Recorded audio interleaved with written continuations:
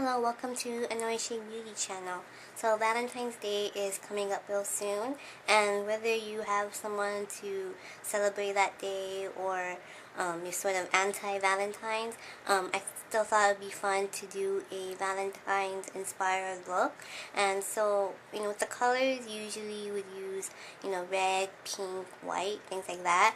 And so I'm going to use a couple of those colors, like the pink and white, but I kind of wanted to add a little bit of a twist to the look, not just, something typical like a red lip and, white shimmery eyes or something. So for this look, I'm focusing on the lip, but it's not as dark or matte like my last tutorial. This one is a lot more brighter, bolder, a little more colorful. It's like a bright fuchsia, but it has this kind of purplish blue shimmer on it, and I'm also kind of contouring the lip. I'll show you how you can create more depth to your lips and have more fun with lip colors, like how you can with your eye makeup. And for the eyes, it's kept more simple since the lip is the focus, and it's not too much dark colors. It's a lot more like highlight colors, especially on the lid and brow bone and just all around. It's kind of a lavender and silvery white, and also to kind of contrast with the lip color, I use like a light shimmery teal on the waterline just to give it a little bit more pop and just to make it a little bit different. And then for cheeks, it's kind of a shimmery brownish plum color, not too colorful or bright, but I use a lot of contouring colors as well for the cheeks.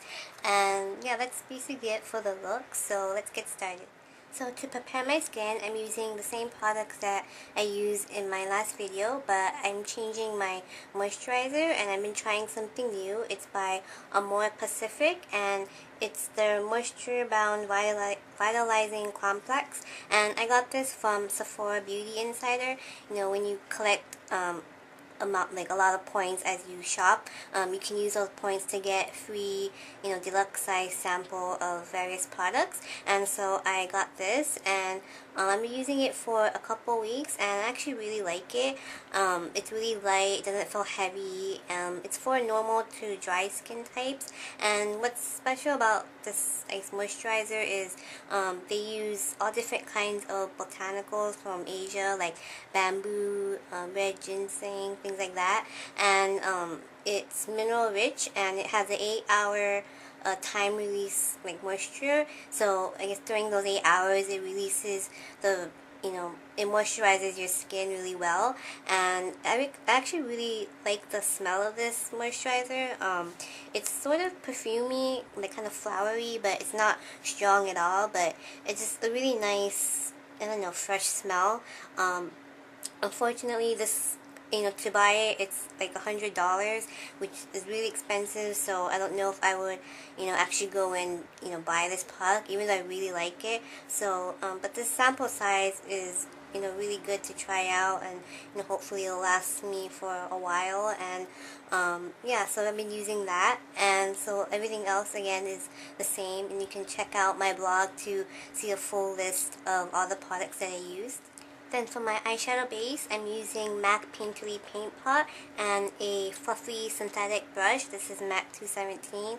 I'm just going to buff that all over the eye, from the lash line all the way up to the brow bone. Just a thin layer. You don't need, really heavy application. Then to define my crease, I'm going to use M.A.C Symmetry eyeshadow. I believe this is a pro item, but any kind of matte light taupe color will work. You could use something like M.A.C Wedge, and I'm using a fluffy crease brush to apply it, and it's just going all over the crease, a little bit above, so it kind of creates the illusion that it has a little bit more depth to my eyes. And I kind of want to concentrate more on the inner corner, towards the inner brow, and then just kind of lightly blend it out. Then in the crease, I'm going to apply Yaby eyeshadow in Soft Lotus, and it's a matte, light, cool pink color. It has a little bit of kind of a mauve purple tone to it, and I'm going to use another fluffy crease brush to apply, and I'm just going to start at the outer corner, just blend it in. I'm going to stop about halfway. I don't want it all the way in. I kind of like how the symmetry color is there, so it's just going to be more in the outer corner. So I'm just sweeping it back and forth in the crease, and then I'm going to kind of blend it outwards so it kind of just fades out. And on the lid, I'm going to apply Urban Decay 24/7 Glide On Pencil in Yayo, and it's a kind of frosty silvery white, and I'm just going to apply that all over the lid, and it's going to be my lid base for another color. And I'm taking a small stiff brush to blend out the edges. This is M.A.C 242 brush. Next, using the same brush, I'm going to use Yaby eyeshadow in Lavender Snow, and it's a frosty pale lavender color. Has kind of a white silver sheen to it, and I'm going to just apply that over the white pencil that I applied on the lid, and just kind of pat it on. And then use the tip of the brush to blend the edges and kind of soften it. Then on the brow bone, I'm going to first apply a matte white eyeshadow. This is Yaby's blank eyeshadow, and I'm using a flat brush, and I'm just going to pat that right under the brow. And I'm going to kind of apply a little bit more towards the inner part of the brow, because I want a little bit more of a stronger highlight. Just kind of use the tip of the brush to kind of blend it in. Then on top of the matte white, I'm going to use the same brush and apply a more frosty white color. This is Yaby First Snow Pearl Paint, and I'm just going to apply it to the center of the brow bone, just to get like a little bit of pop of a shimmer highlight. Then I'm going to line the top waterline with a waterproof black eyeliner pencil.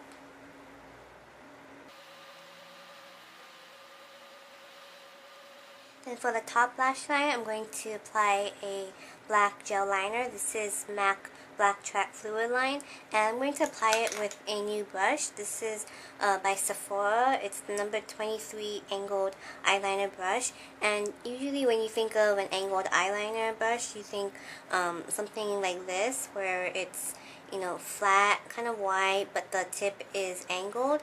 But this brush is much finer, as you can see, and it's really great to apply a more precise line, especially if you want to do a winged eyeliner. And the reason why it's called an angled eyeliner brush, though, is because of how this part right here is angled, and they made it that way so it applies easier. You have an easier time to use the brush. You know, the handle doesn't get in the way as you're applying your eyeliner. So I've been using this for a while, and I really do like it. It applies a much more precise line, and I can get the wing much more finer. And so I'm just going to first apply a regular line all the way across, and I just lay the brush like flat down and just kind of glide it. And then for the wing, I just take the tip and just kind of extend it out a little bit. And then I connect the point and just drag it down.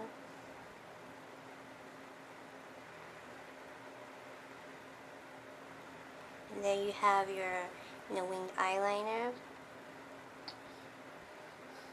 And this brush is also good to apply towards the inner corner. It can be a little bit difficult with kind of a wide brush. So this brush is, because it's so fine, you can really get at the inner corner and get some more, you get more control.